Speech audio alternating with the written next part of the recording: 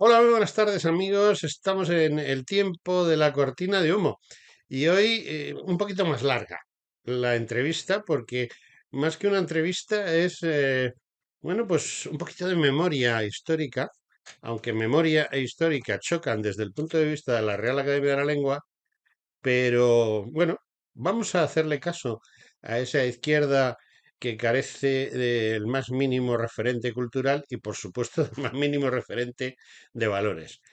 Y vamos a hacer, pues, repaso general y a la vez le he dicho a nuestro invitado, bueno, a nuestro invitado, que es un habitual, le he dicho a nuestro habitual contertulio que se traiga la bola de cristal. Y creo que sí, que además la ha estado limpiando, pulimentando, esa cosa, incluso le ha hecho un exorcismo a ver si había suerte y así la bola de cristal le ayudaba a darnos un poquito de visión de futuro. Y bueno, yo ya llevo más de un minuto hablando, por lo tanto creo que es conveniente que empiece a hablar ya, no, no sé si llamarle entrevistado, colaborador o alguien a quien vamos a someter al tercer grado. Enrique Miguel Sánchez Motos, buenas tardes, ¿qué tal estás? Buenas tardes, aquí estoy presente, dispuesto para atender cualquiera de esas tres líneas que me has indicado. Entrevistado, sometido a tercer grado, etcétera, etcétera. No me importa, cualquiera de ellas, aquí me tienes. Cualquiera de Vamos ellas adelante. es válida. Uy, ¿te has ido? Vaya, Bueno, Enrique, hemos tenido un año que ha tenido de todo. Yo estoy maravillado porque una persona como yo que se dedica mucho al tema histórico, de repente se ha dado cuenta de que la historia cada vez va más deprisa. Es decir, antes de un evento importante a otro evento importante podían pasar meses, años, incluso lustros o decenios o hasta centurias. Y ahora de un evento importante al otro se solapan. Está empezando uno y cuando habla, mira, ya el siguiente ya ha empezado y a veces se producen dos eventos tremendos al mismo tiempo. Y aquí en España, luego hablaremos del mundo, pero aquí en España hemos vivido un 2024 de coña. O sea, vamos a ver, ¿eres capaz de decirme, de separarme dos o tres cosas importantes y el resto, aunque son importantes, obviarlas? bueno, vamos a ver, yo es que creo que en España solo hay una cosa importante, importante políticamente hablando, y es que tenemos un presidente que miente constantemente y que está dispuesto a cualquier concesión con la finalidad de mantenerse en el poder. Esto se ha transformado ya no en una tesis, sino en una afirmación, una cosa probada científicamente, porque lo ha reiterado una y otra vez. Y ese es el problema fundamental que tiene España. Claro, las cesiones van en la línea de incrementar estos problemas. Cesiones que van desde la inmigración, y Canarias que se apañe como sea, y los demás que se apañen, que van desde aumentar constantemente la deuda pública y el próximo presidente que venga ya se apañará, que va de indultar cualquier cosa no indultable que pueda haber con tal de seguir teniendo el voto.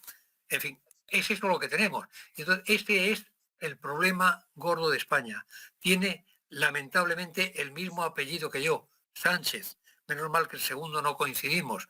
Yo soy Sánchez Motos, ¿no? Él es Sánchez Castejón. Entonces, bueno, pues yo con esto quiero decir que ese para mí es el problema clave de España. Lo demás son consecuencias de esta persona.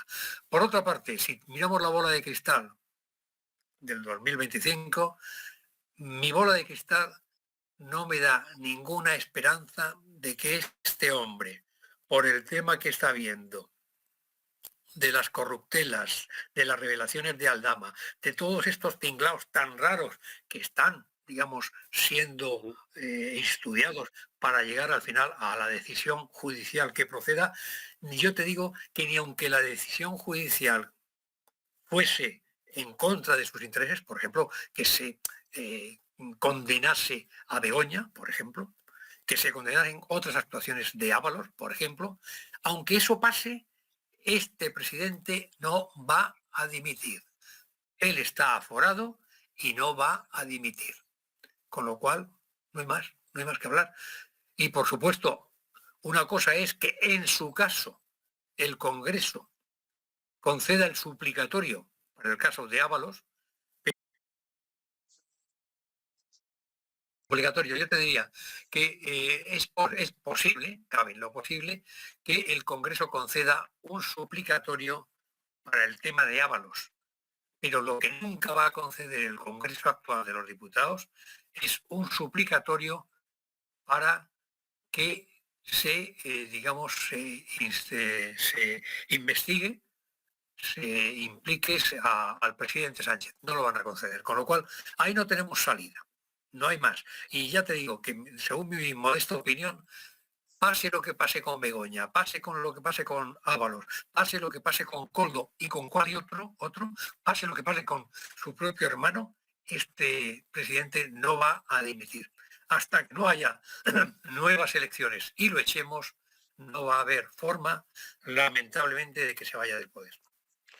Bueno, me parece muy bien lo que tú estás diciendo, pero yo entiendo que el culpable no es él, porque vamos a ver, a mí me hace gracia cuando sale el presidente de Castilla-La Mancha, muy crítico él con su jefe de partido, de su partido, pero si realmente hubiese un mínimo de valores, o sea, honor, transparencia, fe, ganas de hacer un trabajo loable por parte de los diputados, vamos, tendrían que tener un mínimo de honorabilidad, los diputados del Partido Socialista, y ser los que decidir en un momento, oiga, mire usted, esto se ha acabado.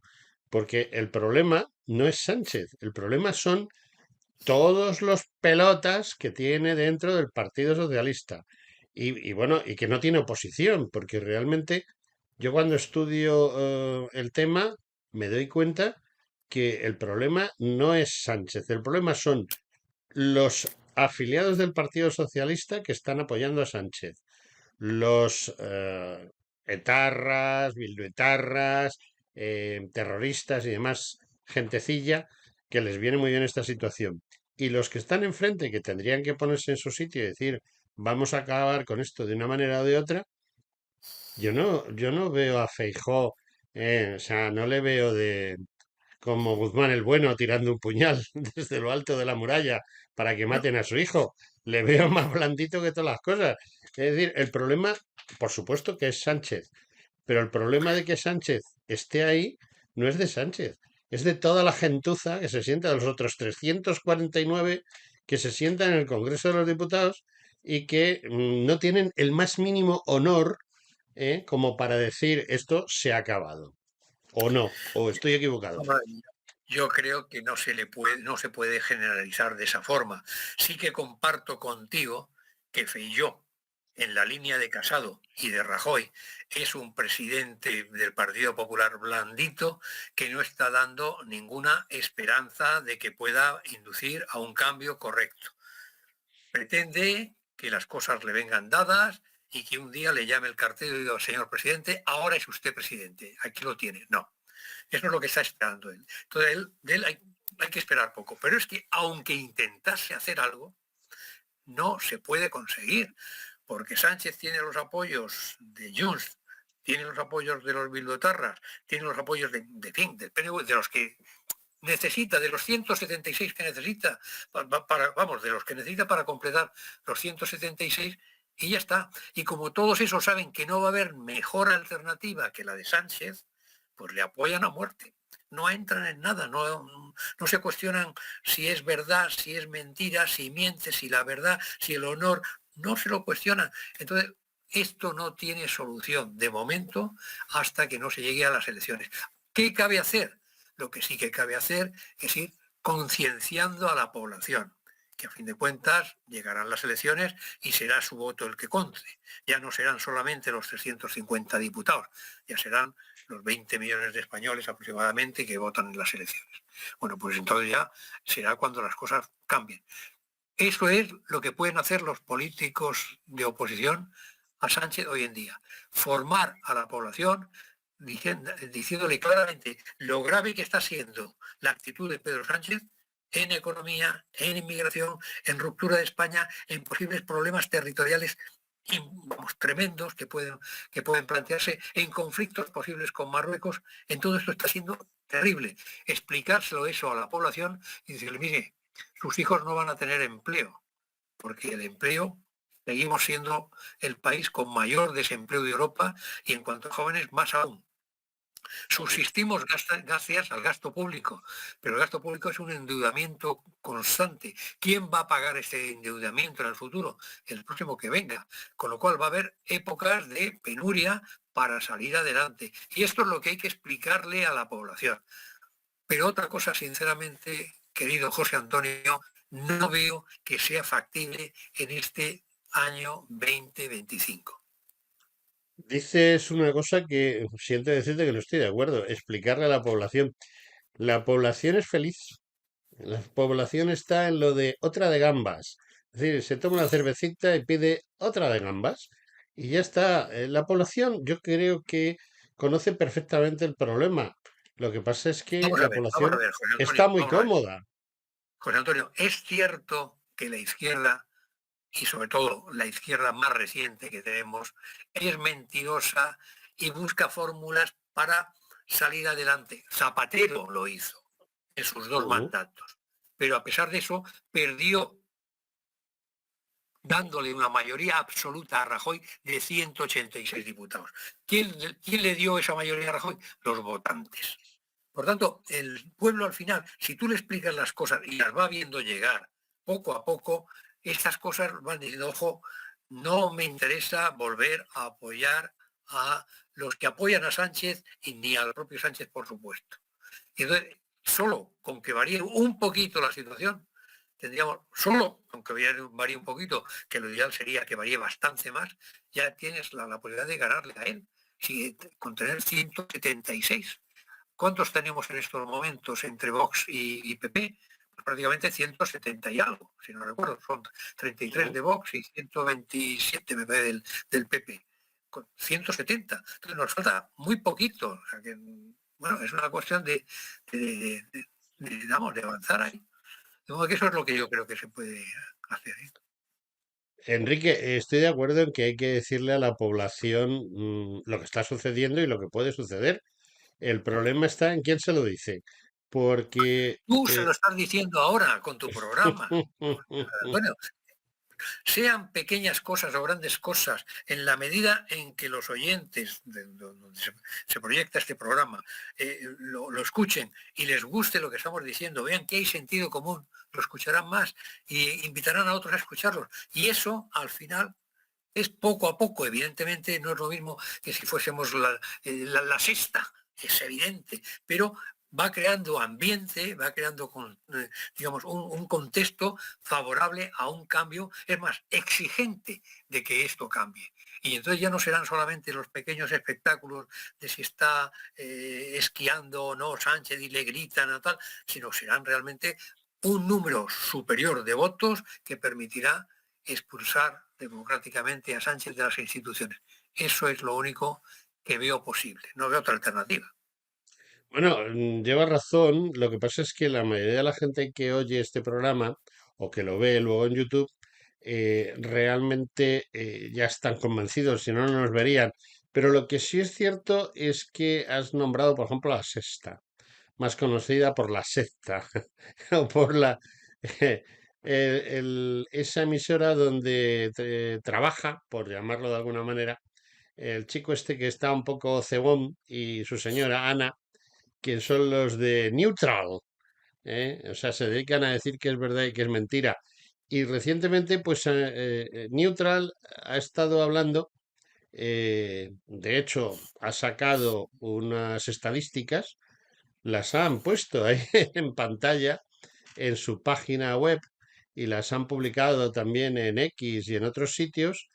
Y bueno, ellos mismos reconocen el desastre en el que se encuentra, en el que ahora mismo se encuentra este país.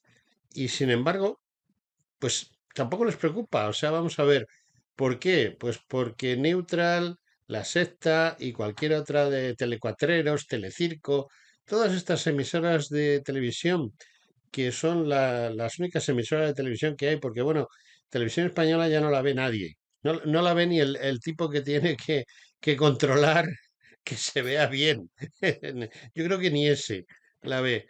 Han recibido antes de que acabe el año otros 35 millones de euros sobre los 110 Sí, que ya habían recibido anteriormente. pero volvemos a lo mismo, José Antonio.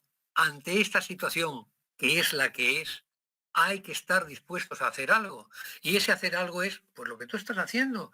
Entrevistas a personas que pueden aportar datos concretos sobre economía, sobre política, sobre ideología, explicar las cosas para que se vaya creando ese contexto de opinión. Eso es fundamental. Y que esta postura que tienes tú la asuman, como la asumen también otras instituciones, no vamos a negarlo, pero que la asuman también los grandes partidos de la oposición y que dediquen su esfuerzo a divulgar estas cosas, a plantear los temas. A mí, por ejemplo, se me han planteado el tema de la Dana de Valencia. Un amigo mío que es ingeniero de caminos y que fue diputado autonómico en una comunidad autónoma cercana a donde han ocurrido el problema de la Dana, y me decía cosas, y yo le decía, vamos a ver, ¿por qué no haces lo siguiente? Con toda esta información que tú me das, se hace un pequeño librito clarito de quién dijo, quién no dijo, quién debía haber dicho, etcétera, etcétera. Un libro de 4, 5, 6 páginas por escrito, y entonces te lo financia el partido tuyo o el otro, el que sea, te lo financian y lo tienes en papel y lo entregas. Y además lo tienes en PDF y lo haces circular por las redes. Y con eso tienes el tema bloqueado cada vez que se plantea el tema de la Dana, porque dice, mire, me refiero a la página primera de aquí, lea usted lo que dice. Y entonces ya está, y acabas con ese tema. Entonces, esa es la forma inteligente, a mi modo de ver, que tiene que tener la oposición de enseñar a la gente. Porque a la gente hay que enseñarla. A mí mismo hay que enseñarme, hay muchas cosas que desconozco, entonces me viene muy bien que me enseñen. Y en cosas fundamentales para España, como es, digamos, el tema que tenemos en estos momentos, con una unidad española que está, que se rompe, con una deuda que está, que es una deuda galopante, con un déficit público galopante, con un desempleo tremendo, con una inmigración que llegan 40.000 personas a Fuerteventura y qué hacen allí con ellas. Es decir, todo este tipo de cosas que están ahí, con una normativa autonómica, como me decía ayer un comerciante, un empresario, decía, es que la normativa en Palencia es distinta que la de aquí. Efectivamente. Y por otra parte, la normativa que debía ser distinta no lo es. Por ejemplo, el salario mínimo. Es evidente que el salario mínimo en Palencia puede ser menor que el de Madrid. Pero si te obligan por salario mínimo a pagarle lo mismo en Valencia que en Madrid, pues entonces ¿qué pasa? Que no terminas poniendo las cosas allí por el problema que tiene de centralizarte, es más cómodo y demás, y al final eso va en contra del empleo. Es decir, ahí hay cosas, por ejemplo, que si esa competencia, la de establecer el salario mínimo, estuviese dividida por comunidades autónomas, podría ser de gran ayuda también para que los empresarios digan, oiga, mire usted, si yo no es que quiera pagarle menos, pero es que aquí una persona con 250 euros tiene un pisito perfecto y en Madrid con 500 euros tiene para una habitación. Entonces, claro, lógicamente el salario mínimo allí va a ser más rentable y yo me puedo llevar empresas allí o abrir las nuevas secciones allí. Pero para eso me tienen que dar esa facilidad. Bueno, como ese tipo de competencias que son importantes, no están distribuidas entre las comunidades autónomas, sino que dependen de del gran montaje sindical que tenemos en España, en el cual tenemos unos sindicatos más representativos. ¿De quién? Se ha dado veces el caso en la administración pública en que aparecían como sindicatos más representativos la UGT y Comisiones Obreras. Pero qué va, si allí no había ningún empleado, por decirlo en términos muy expresivos, no había ningún empleado de UGT ni de Comisiones Obreras. Pero claro, es que se le da el rango de más representativos porque teóricamente en otros sitios tienen más votaciones. Pero ¿y esas votaciones por qué no se publican? Porque no se saben los números de votantes que votan a cada, sí, a cada digamos, sindicato en cada sitio. Todo esto es lo que la oposición, a mi modo de ver, tiene que presionar y hacer. Y esto, hay cosas más complejas y cosas más sencillas, pero en la medida que las vaya entendiendo el ciudadano, y el ciudadano no es tonto porque lo vive él mismo, él vive también en Palencia, algunos de ellos. Evidentemente es una provincia pequeña y no hay tantos como en otros sitios, pero vive y lo entiende. Entonces, estas cosas se entienden y hacen que la gente diga, oiga, a la hora de votar yo quiero algo que me permita vivir, de entrada vivir, poder alimentar a mis hijos, poder vivir de una forma natural, tener solidaridad con mis vecinos, todo este tipo de cosas. Esto es lo que quiero. ¿Usted me lo da o me lo da Pedro Sánchez? Pues si se lo da Pedro Sánchez, le seguiré votando a él. Entonces, demuéstreme usted que no me lo da Pedro Sánchez, dígame usted lo que haría. Y es ahí donde hay que trabajar, a mi modo de ver, por parte de los partidos políticos. Estoy totalmente de acuerdo contigo, ¿eh? En un tema, y es que hay que informar a la gente. El problema es que la gente no quiere ser informada o no se molesta por esa información. Mira, concretamente estás hablando de los sindicatos. Eh, yo tengo experiencia sindical porque, bueno, pues al principio de ser trabajador por cuenta ajena, tú sabes que antiguamente existía eso de ser trabajador por cuenta ajena, que eran los que podían ir a unas elecciones sindicales, y en mi caso yo fui delegado sindical, bueno, o sea, representante sindical como no afiliado, precisamente al Instituto Nacional de la Salud, algo que ha desaparecido porque se ha transferido a las comunidades autónomas y en cada una se llama de una manera. Y bueno, ¿qué es lo que sucede? Yo viví unas elecciones sindicales, estamos hablando de principio de los años 80, y yo nunca había pensado que la democracia y las elecciones sindicales eran lo que yo viví. O sea, amenazas por parte, o sea, amenazas claras. Además, te puedo decir con nombres y apellidos. Concretamente, el líder de la UGT era un cuñado mío en ese hospital donde yo estaba trabajando, y él y un amigo suyo, pues siempre salían elegidos, la OGT siempre salía elegida, porque las listas de, por ejemplo, comisiones obreras, estamos hablando de otro sindicato, el año en que yo entré como representante sindical de no afiliados, pues se retiró, simple y llanamente porque la gente que iba en las listas pues le dio miedo y se retiraron las listas. Esto que estoy diciendo es fácilmente demostrable, porque estamos hablando de unas elecciones sindicales con unas listas que hay que presentar y que salen publicadas oficialmente, y también los resultados. Y yo salí dentro de los que se presentaban como no afiliados, que básicamente además tenemos muy claro que fuimos votados, a los no afiliados les votaron básicamente los cuadros mejores, los cuadros culturalmente mejores de la institución, es decir, médicos, enfermeras y enfermeros, administrativos, etcétera, mientras que el personal más bajo dentro de la institución, por ejemplo, el personal de mantenimiento, los celadores y tal, esos los que votaron a UGT porque no hubo ninguna otra lista.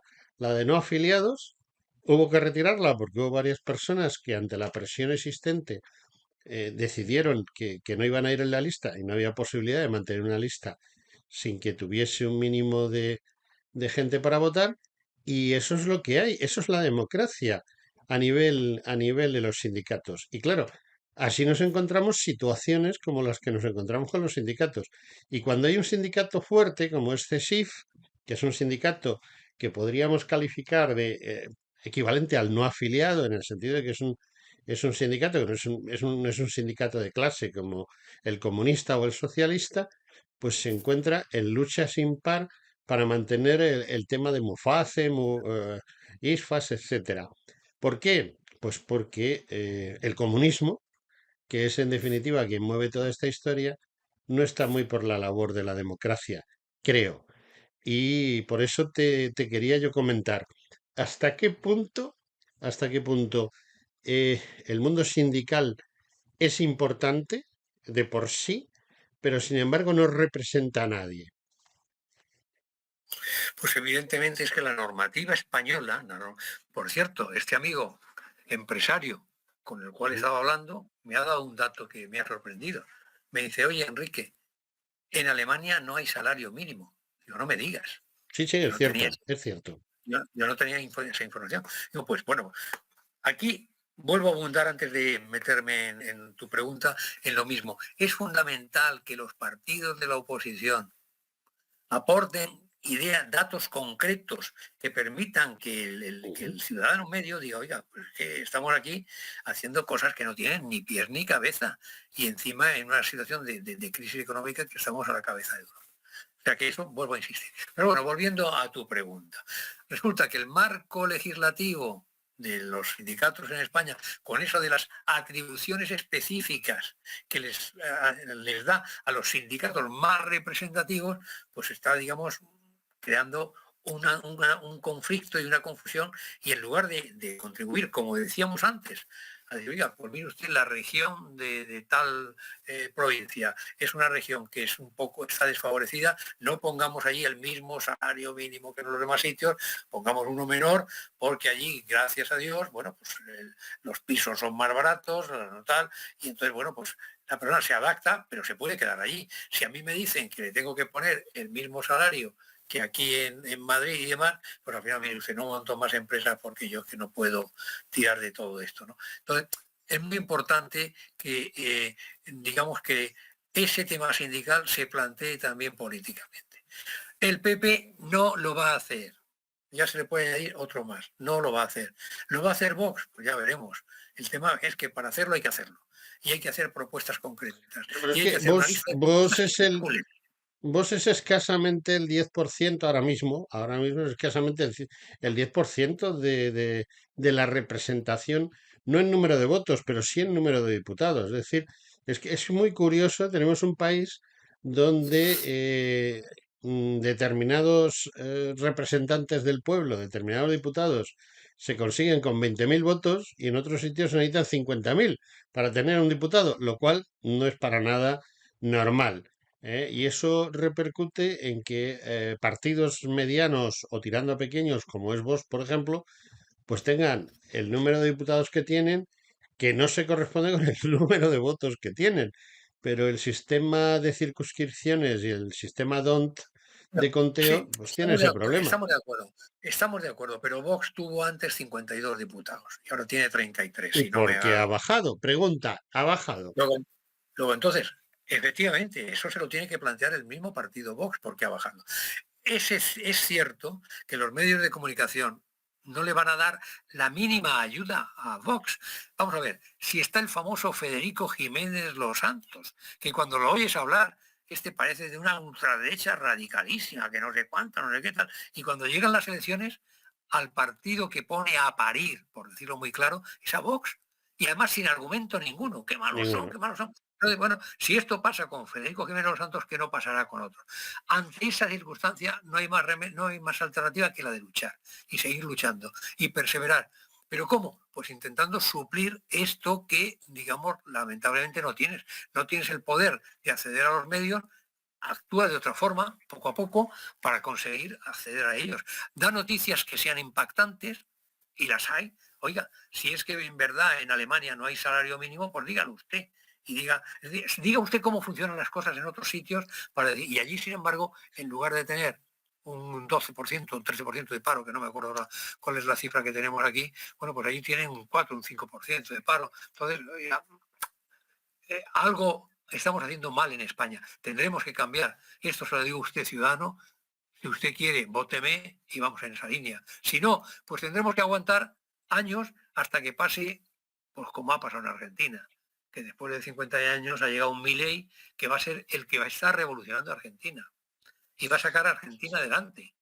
Entonces, bueno, pues esto es, pues, Es que pero la mientras tanto diferencia hay que la diferencia se llama subvención. Tú estás hablando de Alemania. En Alemania el Estado no le da ni un céntimo a los sindicatos.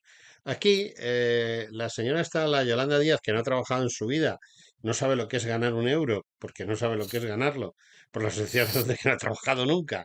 Su único trabajo ha sido la política, o sea, que no ha trabajado nunca y para tener contentos a los sindicatos y que le hagan la ola, pues les ha dado 30 millones de euros. Así, toma, ala, plaf, 30 millones de euros para que os calléis y para que hagáis lo que yo os diga. Eso en Alemania no sucede.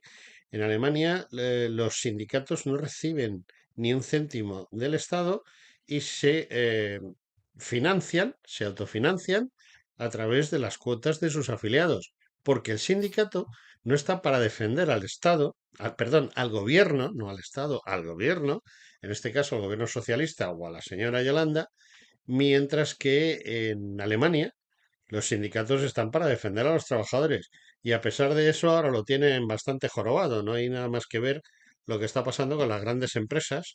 Por ejemplo, la Volkswagen, el coche del pueblo, traducción literal, el coche del pueblo, creado por Adolfo Hitler y que el coche del pueblo se va de Alemania, no sé si lo sabes, que va a despedir, va a cerrar la mayoría de sus fábricas, va a despedir lógicamente a sus trabajadores y se lleva la producción a otro sitio porque este maravilloso conglomerado de funcionarios de Bruselas, a los cuales no los ha elegido ni tú, ni yo, ni nadie, sino que se han autoelegido ellos y que están haciendo una serie de cosas con la economía europea, que lo que está pasando en España no es ni más ni menos lo que está pasando en esos sitios. Y para mí, esperanza del PP, ninguna. El señor González Pons, que es un eurodiputado, dice públicamente, lo tengo grabado y lo voy a poner en el programa luego, ese corte. El Partido Popular, cuando en Europa hay que hacer alguna cosa, nos ponemos de acuerdo con los socialistas y con los verdes para hacerla. Pero vamos a ver, ¿cómo que te pones de acuerdo con los verdes y con los socialistas para hacer algo si tú eres la derecha? Jamás votan uno en contra del otro, siempre votan todos a favor. ¿Por qué? Porque esto es Hombre, un y sobre negocio. todo, José Antonio, Esto es un sobre todo, José Antonio, negocio. y sobre todo, José Antonio, es cuando hay que ver qué es lo que se vota. Cuando nos hemos enterado hace 2 o 3 años, y ahora un poco más, que hay un plan de eliminación de embalses, de presas en España, para dejar que fluya el agua naturalmente en un país seco. Bueno, pues entonces digo, oiga, ¿cómo es que esto se ha votado? ¿Cómo es que nadie ha dicho nada? Bueno, pues los partidos de la oposición tienen que decir, esto no, esto no. No, pero Y es no que hay el más PP ha remedio. votado a favor de eso. Bueno, pues entonces hay que, eso, el que no lo haya votado a favor de eso tiene que echarle la culpa al PP sobre eso y decirle, PP, ¿quieres rectificar esto o no? De la misma forma que hiciste mal con la aplicación del 155 en Cataluña, con esto has hecho mal. ¿Quieres rectificar alguna de las dos cosas, sí o no? Y hay que decírselo al PP. Hombre, ¿para qué? Para que los propios votantes del PP digan, oiga, mire, si esto es lo que está haciendo mi PP, va a partir de ahora dejar de ser mío, me voy a pasar a otro. Y es el camino. No, en democracia no hay otro camino más que ese proceso de predicación en el desierto a veces para conseguir seguidores. Bueno, Enrique, vamos a tener que hacer tú y yo un partido porque me da la ligera impresión de que no hay nada ni a la izquierda ni a la derecha. Bueno, eso de izquierda y derecha no No, existe. vamos a ver, Hace yo no mucho estoy de tiempo que no acuerdo. existe. Yo en estos momentos, ya sabes, yo no soy militante, pero creo que en estos momentos, por pura sensatez y lógica mía, Vox es el partido que más representa la auténtica oposición que necesita España a hacerle a Sánchez. Y lo ideal sería que el PP sea consciente de ello y que derogue la ley de memoria histórica andaluza, en fin, que se enfrente a los temas de inmigración con firmeza, dice, oiga, pues no, y que hay que pedir a fronte. Es decir, que en cosas radicales el PP se plante y no continúe cediendo como cedió. Cedió con el tema del Tribunal Constitucional, el del Tribunal de Cuentas, y esto no puede ser. Entonces, es hora de que se plante, y yo espero que el PP se plante. Pero si no se planta, es a este otro partido al cual, en mi modo de ver, es el único en el cual puedo confiar que de una forma realista pueda cambiar las cosas. Porque podría haber otro partido a lo mejor mucho más, o sea, mucho mejor, más de acuerdo con mis propias ideas. Pero chico, oiga, hasta que se constituya ese partido y tal, votemos lo que es factible, porque hay que ser realistas. Entonces, mi opinión es que hay que votar en esa dirección a Vox. Lo siento, porque ¿qué vamos a hacerle? Mis amigos de Murcia, de donde yo soy de Murcia, pues muchos son del PP, ¿qué le vamos a hacer? Pero yo veo que por ese camino no vamos bien. Pero sí hay esa alternativa. Es decir, no es que no haya nada, por lo menos hay esa alternativa. Que también esa alternativa hay que apretarle, pues también, a todas hay que apretarle. ¿Qué países somos Sí, ciudadanos lleva libres? razón. De todas maneras, vamos a dejar de hablar de esa política y vamos a hablar de otra política. Vamos allá. Em, yo vengo pulsando a la gente, vengo pulsando en ambientes serios y sobre todo en ambientes de trabajadores el tema de la inmigración. Este año, concretamente y solo por Canarias, van a entrar unos 50.000 inmigrantes. Nos mienten descaradamente cuando nos dicen que salen en unas pateras desde Gambia y desde Senegal y bueno, pues si salen en pateras o cayucos o como los quieras llamar desde Gambia o Senegal, por ejemplo, pues tienen que recorrer la friolera según las propias indicaciones que hacen en los mapas, en las televisiones, en Telecirco y demás, tienen que recorrer por mar abierto, unos 6.000 kilómetros. Y no estoy diciendo ninguna tontería, porque no van en línea recta. En línea recta atravesando tierra, además desde Gambia a Canarias hay 1.600 kilómetros. Pero como se tienen que abrir para, según ellos, evitar ser descubiertos y ya no ser descubiertos hasta que llegan a Canarias, pues tienen que irse muy hacia mar adentro. Al irse muy hacia mar adentro se encuentra con dos problemas.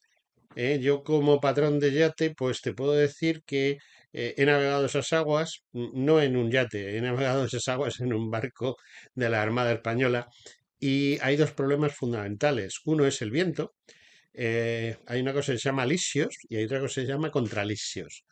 Y luego hay unas corrientes marítimas. Y tanto las corrientes marítimas como los contralisios, si tú te abres mucho a mar abierto, volver hacia Canarias no es que sea difícil, es que es imposible.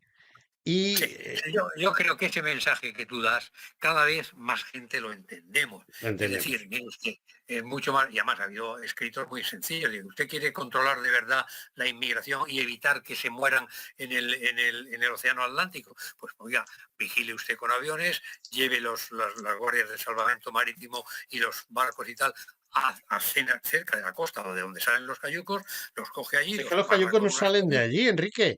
Enrique, están saliendo en barcos Bien, nodriza, que algo cuando nos diga, están bueno, a pues, 30 o 40 millas de la costa, es pues decir, unos 40 kilómetros de medio de la costa, del Hierro o de La Gomera, de esa zona, pues los lanzan. Meten a la gente en Pues los entonces, cayucos y los lanzan.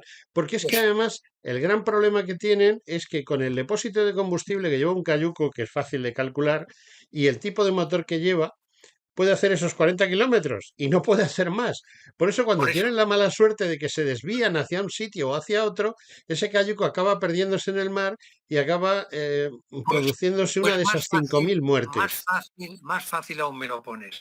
Hay que Mm. detener esos barcos nodrizas en aguas internacionales, acusándoles de trata, de tráfico de seres humanos. Y ya está. Efectivamente. Pero Y ¿quién va a hacer y- eso? y- La gente bueno, como, la gente como el ministro que no. tenemos que fue presidente de Canarias o el ministro del Interior, que no está nada clara su participación en comisiones raras y extrañas como las de las Sí, sí, mascarillas. Puede ser que haya comisiones raras y extrañas de ese tema. estamos de acuerdo que ellos no lo van a hacer. El gobierno actual no lo va a hacer, porque si no ya lo habría hecho.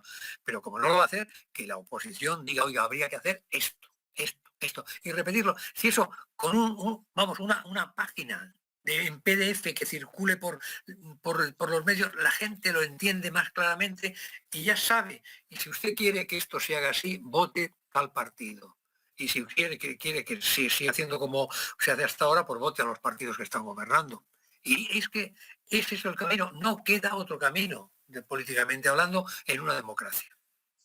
No sé si has visto lo que está haciendo público el gobierno de Milei en Argentina. Por ejemplo, el sábado pasado hicieron público una auditoría que están realizando provincia por provincia respecto a la gente que está cobrando pensiones básicamente por enfermedad e invalidez. Y resulta que se están encontrando con que hay personas que le falta un brazo, según un expediente y está cobrando una pensión porque no puede trabajar porque le falta un brazo, y cuando han llamado a esa persona para hacerle una revisión, se han encontrado que tiene dos, y si le falta uno es que tenía tres, otra explicación no coge, etcétera, etcétera. Han descubierto que, por ejemplo, en Rosario, de 3.000, no recuerdo el número exacto, unos 3.700 aproximadamente, 700 eran verdad, entre comillas, pero podrían encajar perfectamente en la legislación, y unos 3.000 de los pensionistas por enfermedad o por lesiones, pues no tenían nada, y no solo eso, estaban trabajando en otra cosa y demás. Ellos calculan que con lo que ellos están descubriendo, con lo que llevan ya descubierto, porque ya han descubierto bastante, nos vamos a unos 5.000 millones de dólares todos los años. Y eso está pasando exactamente igual en España.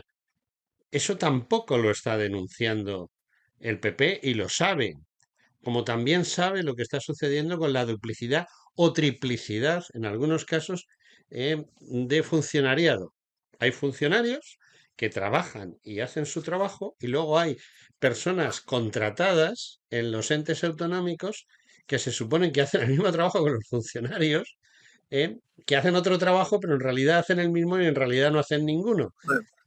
Y todo este tipo de trapisondas que presuponen aproximadamente pues la cuarta parte del presupuesto nacional de España, que es el que se está llevando, el que nos está llevando a ese déficit brutal porque necesitamos pedir dinero prestado y ya veremos quién lo devuelve, el PP es consciente de que existe.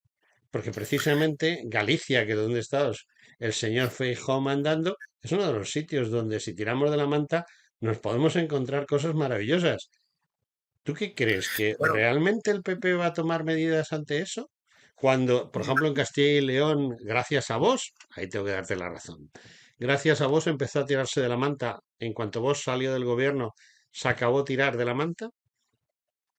bueno, pues tú la respuesta la estás dando tú mismo. Es evidente que si hasta ahora no se ha tirado de la manta por parte de partidos que gobiernan, entre otras cosas, actualmente en 6 autonomías, pues entonces será porque no tienen interés de tirar de la manta. A mí personalmente voy a decir una cosa. A mí uno de los casos que más me ha molestado por lo clarísimo e importante que ha sido el de los ERE. Y yo siempre me he preguntado cómo es posible que desde que llegó Moreno Bonilla al poder no hayan hecho informes específicos sobre todo lo que circunscribía a los ERE. Pues claro, uno puede decir, oiga, mire usted, yo, Tribunal Constitucional, voy a decir que como lo aprobó el Parlamento, pues entonces el que no, yo no soy culpable porque estaba aplicando lo que decía el Parlamento. Pero ojo, el Parlamento en ningún momento dijo que se diera algo sin fundamentación suficiente ni por un camino, digamos, ilegal. Eso no lo dijo nunca el Parlamento. Con lo cual, vamos al expediente, veamos quién firmó este expediente, veamos quién dijo, y entonces te metes contra esas personas. Pero ya te metes como administrativamente, atacando, hablando. Habrá cosas inclusive que ya habrán prescrito por el paso del tiempo, puede ser, es cierto, pero por lo menos sacas las cosas y eso es muy importante tenerlo. Levantar alfombras para el próximo gobierno que llegue a sustituir a Sánchez es, digamos, la asignatura primera que tienen que tener. Porque como no lo empiecen a hacer desde el primer día, hay mucha tendencia a no preocuparse de levantar las alfombras. Y eso es un gravísimo error, porque no se enseñas a la ciudadanía las cosas malas que estaba haciendo el gobierno anterior, y entonces, bueno, a poco que empiece que si sopla un viento que se cae en una ventana, pues todos nos olvidamos de lo malo que digo. No, eso hay que intentar ponerlo delante para que la gente tenga que terminar cantando la gallina y decir, oiga, es que yo firmé esto porque me lo dijo el director general, o yo esto no tal, pero es que tal. Entonces, cuando todo esto sale, bueno, pues sé que es muy duro, sé que es difícil, no es en absoluto fácil, pero en la medida que esto sale, eso ayuda mucho más al ciudadano a apoyar, en el caso de Argentina, a Milei, y en el caso de aquí, pues al gobierno que, digamos, que fuese capaz de tirar por esa línea. Dicen, y yo te pregunto a ti, dicen que únicamente hay dos o tres sectores dentro de la sociedad, aparte, por supuesto, de los propios partidos políticos, pero dentro de la sociedad hay sobre todo ahora un sector que está tirando de la manta, que son los jueces. Es una cosa muy curiosa porque precisamente entre los jueces existen algunos, ahí tenemos al Tribunal Constitucional, ahí tenemos parte de los tribunales centrales a nivel autonómico y quizá a nivel nacional, y luego sobre todo esos tribunales que son como los tribunales que había en la Alemania nazi, ¿no? En los cuales hay unas personas que tienen unos derechos, las mujeres, y otras personas que tienen menos derechos, los hombres, que son el equivalente a los judíos en la Alemania nazi. Y bueno, pues a pesar de que yo cada día estoy más convencido de que cada día nos parecemos más a esos tribunales de excepción que existían en Alemania, de repente pues determinados jueces se han liado la manta a la cabeza y se han echado a la calle y están consiguiendo cosas excepcionales.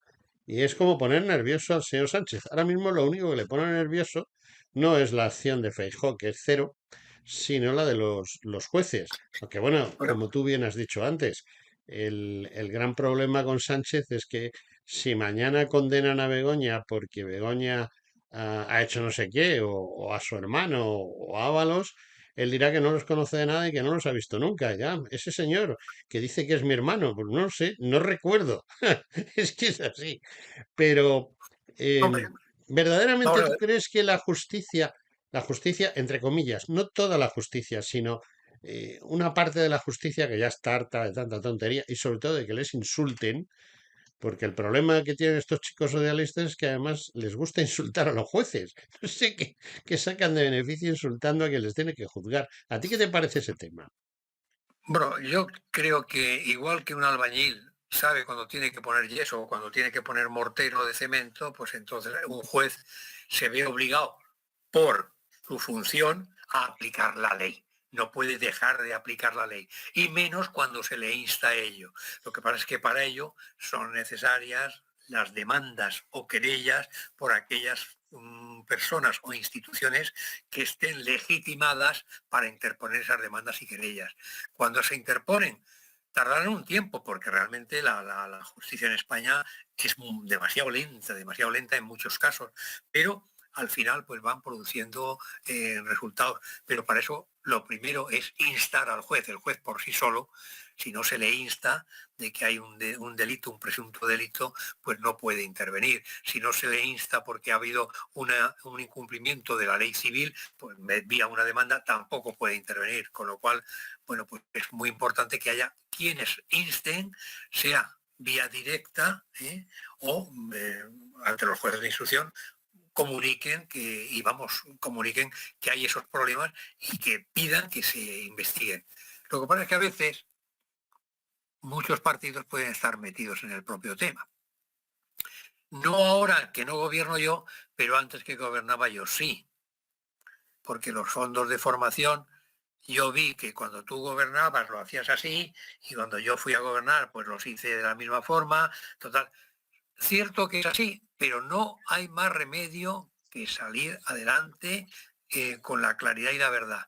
Luego que se den los indultos que sea procedente, no hay ningún problema. Pero si no aceptamos la idea de que hay que buscar claridad en las cosas, no podemos salir. ¿Quién tiene que hacer esto? Pues los que están legitimados para interponer una demanda o una querella en cada caso. Bueno, Enrique Miguel Sánchez Motos, tenemos un problema. Y es que nos hemos quedado sin tiempo. Te ¿Está pido bien? un mensaje para nuestros televidentes, oyentes, audientes, como los queramos llamar. Un mensaje claro y rápido en el cual tu desesperanza para el año 2025. Las posibilidades que tiene España de que el gobierno de Sánchez caiga en 2025 son muy pocas. Pero sin embargo, sí que hay una labor importante de hacer por parte de los partidos políticos de informar a la población de qué cosas está haciendo mal el gobierno Sánchez de forma explícita, cosas importantes y grandes. Y eso hay que exigírselo a los partidos a los cuales hayamos votado. Cada uno sabe a qué partido ha votado, exijámoslo digamos, ser exigentes vosotros con el gobierno, con las corruptelas que haya y con todo aquello que no esté funcionando bien. Indicad cómo debe funcionar bien, que lo aprendamos nosotros y que lo podamos contar a nuestros amigos para que también os voten a vosotros ellos como lo hacemos nosotros. Y colorín colorado, por este año ya estaría bien si se hace esto. Muy buen final. A ver si suerte. Hombre, yo creo que tenemos que tener fe, que es lo único que nos puede salvar. Un poco de fe, un poco de esperanza, cero de caridad, porque lo que hay que tener es caridad cero y ir a por esta gente. Enrique Miguel Sánchez Motos, muchísimas gracias por tus apreciaciones y bueno, pues hasta un próximo programa, querido amigo. Muchas gracias, por Antonio. Hasta cuando quieras. Un abrazo grande.